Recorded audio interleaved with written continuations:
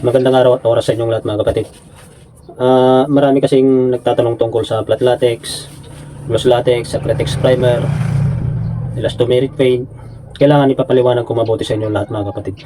Halos lahat ng content ko ay nandyan lang sa mga pintura na yan. Flat latex, gloss latex, acrylic primer, elastomeric, epoxy primer, body filler. Ngayon lahat na yan ay i-discuss ko kasi lahat ng content ko, yung mga napapanood nyo ay tungkol dun sa mga pintura na yon. Kasi sa mga content ko, hindi lahat na ipapaliwanag doon. Ngayon, i-discuss natin tungkol dyan. Unahin natin ang flat latex kasi ang flat latex ay isa sa mga nagbabiral na video ko. Yung pinakamaraming views ko sa YouTube, yung flat latex. Kasi importante malaman natin tungkol sa flat latex. Saan ba ginagamit ang flat latex? Ito ay isa sa mga katanungan. Ang flat latex ay ginagamit bilang primer. Number 1, primer. Ang flat latex ay ginagamit din ito pampinis sa mga ceiling sa kisame. Ano ba ang pwedeng ipatong sa flat latex na masilya? Yun din ang isang mga tanong nila. Ang flat latex ay, question na flat latex ay, ang pwedeng ipatong na masilya dyan ay acrylic cast.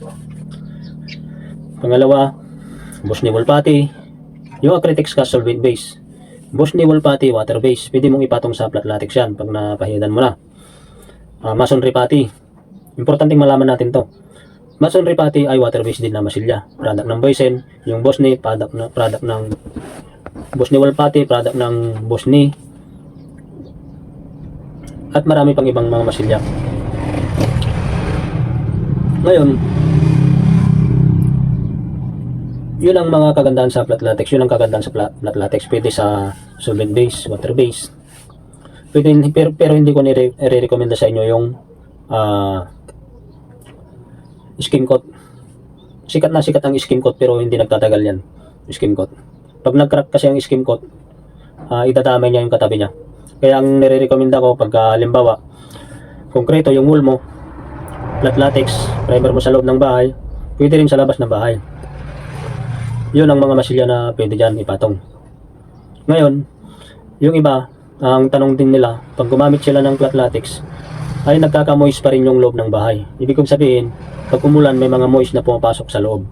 Pag halimbawa ginamit mo yung flat latex sa sa loob ng bahay mo, tapos yung labas ng bahay mo walang pintura, wag na wag kayong gagamit na hindi ma-waterproofing yung labas o kaya sa loob. Pero pag pinturado yung loob ng bahay mo at sa labas, pero pag pinturado yung labas ng bahay mo, pwede mong i-direct yung flat latex sa loob kahit wag ka nang mag-waterproofing. Okay na yun. Basta pinturado yung labas.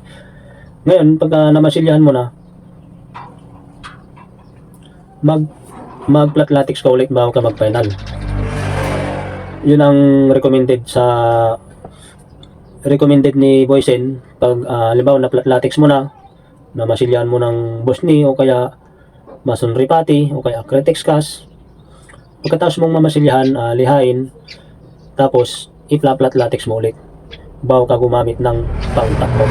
Kasi kadalasan tinatanong nila, ano bang pwedeng pang top coat? Huwag kayong magda-direct ng top coat.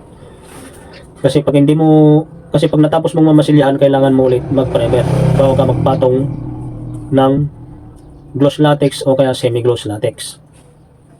Ang gloss latex ay makintab, ang semi-gloss ay hindi masyadong makintab. Ngayon, ipapaliwanag ko sa inyo yung tungkol sa ipapatong. Halimbawa, namasilyahan mo na primeran mo, tapos masilya, tapos primer ka ulit ng flat latex, pwede ka nang mag-top coat ng gloss latex.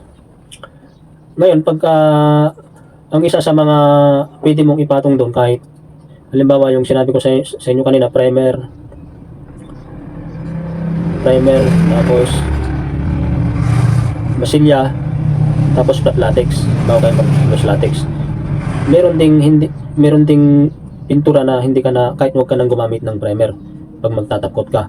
Ano-ano ang mga pintura na yon? Ang pintura na yon ay yung mga elastomeric paint. Kasi ang elastomeric paint ay self-framing. I-discuss din natin ang elastomeric paint. Self-framing, pag na-finish mo na ng masilya liha, i-direct mo na yung elastomeric paint.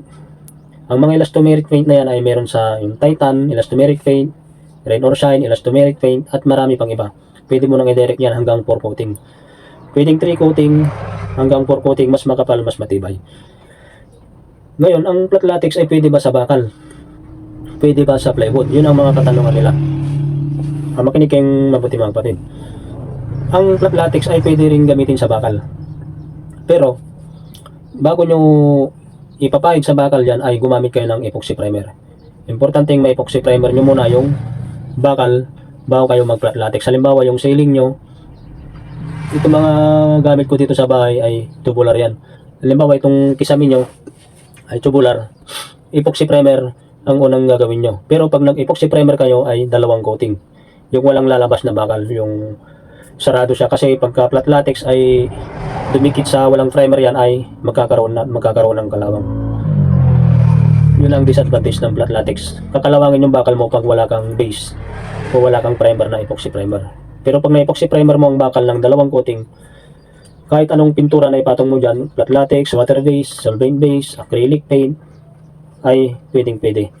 Hindi lalabas yung kalawang niya. Ang susunod na i-discuss natin mga kapatid ay yung tungkol sa semi-gloss at gloss lang.